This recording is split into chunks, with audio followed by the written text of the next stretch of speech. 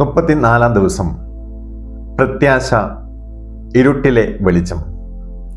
പ്രത്യാശ എന്നത് കാര്യങ്ങളെല്ലാം ശരിയാകും എന്ന വെറുമൊരു ശുഭാപ്തി വിശ്വാസമല്ല, മറിച്ച് സാഹചര്യങ്ങൾ എന്തു തന്നെയായാലും അതിലൊരു അർത്ഥമുണ്ടെന്നും ദൈവം കൂടെ ഉണ്ടെന്നുമുള്ള ഉറച്ച ബോധ്യമാണ്. അബ്രാഹത്തിന്റെ വിശ്വാസം ബൈബിളിൽ നിന്നും നമുക്ക് ഉദാഹരണമായി എടുക്കാം.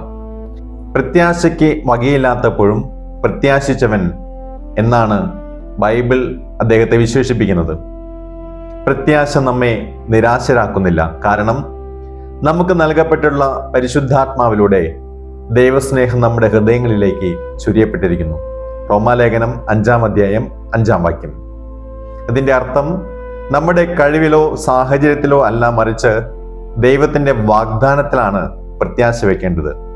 ഇരുണ്ട രാത്രിക്ക് ശേഷം ഒരു പുലരി ഉണ്ടെന്ന ഉറപ്പാണിത്. അല്പം മനഃശാസ്ത്രം, അതിജീവന ശേഷി. മനഃശാസ്ത്രജ്ഞനായ C.R. സ്നൈഡർ അവതരിപ്പിച്ച ഹോപ്പ് തിയറി പ്രകാരം പ്രത്യാശയ്ക്ക് 3 ഘടകങ്ങളുണ്ട്. 1, ഗോൾ, നമുക്ക് എത്തിച്ചേരേണ്ട ഒരു ഇടമുണ്ടാകുക. 2, വഴികൾ, ലക്ഷ്യത്തിലെത്താൻ ഒന്നിലധികം വഴികളുണ്ടെന്ന് വിശ്വസിക്കുക. 3, ഇച്ഛാശക്തി, ആ വഴിയിലൂടെ സഞ്ചരിക്കാൻ എനിക്ക് കഴിയുമെന്ന ആത്മവിശ്വാസം.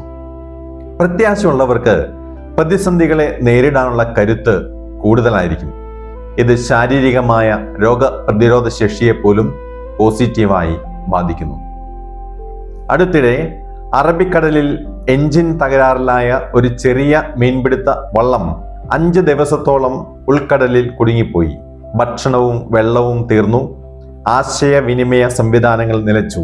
രക്ഷാപ്രവർത്തകർ എത്തുമ്പോൾ അവർ കണ്ടത് തളരാത്ത മനസ്സുള്ള മനുഷ്യരെയാണ്. തങ്ങൾ രക്ഷിക്കപ്പെടുമെന്ന പ്രത്യാശ ഉള്ളതുകൊണ്ട് മഴവെള്ളം ശേഖരിക്കുകയും പരസ്പരം ധൈര്യം പകരുകയും ചെയ്തു.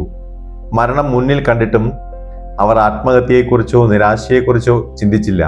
സാഹചര്യങ്ങൾ എത്ര മോശമായാലും ഇതും കടന്നുപോകും എന്ന പ്രത്യാശയാണ് മനുഷ്യനെ ജീവിക്കാൻ പ്രേരിപ്പിക്കുന്നത്.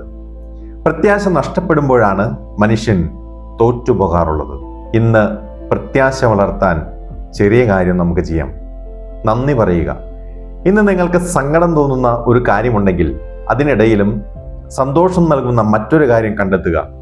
ഉദാഹരണത്തിന്, എനിക്ക് ജോലി ഭാരമുണ്ട്, പക്ഷേ എനിക്ക് ജോലി ഉണ്ടല്ലോ. ഇന്ന് കുറഞ്ഞത് ഒരാൾക്കെങ്കിലും ഒരു നല്ല വാക്ക് പറഞ്ഞ് പ്രത്യാശ പകരുക. പ്രത്യാശ എന്നത് ഒരു നങ്കൂരമാണ്. കടലിലെ തിരമാലകൾക്കിടയിൽ കപ്പലിനെ ഉറച്ചു നിർത്തുന്നത് ആ നങ്കൂരമാണ്. ജീവിതത്തിലെ കാറ്റിലും കോളിലും ഇടയിൽ നമ്മുടെ മനസ്സിനെ തളരാതെ കാക്കുന്നത് ഈ പ്രത്യാശയാണ്. ദൈവത്തിലുള്ള ശരണമാണ് ഏറ്റവും വലിയ പ്രത്യാശ. ചുരുക്കം പറഞ്ഞാൽ, ശുഭാപ്തി വിശ്വാസം വെളിച്ചത്തെ കാണുമ്പോൾ പ്രത്യാശ ഇരുട്ടിലും വെളിച്ചമുണ്ടെന്ന് വിശ്വസിക്കുന്നു.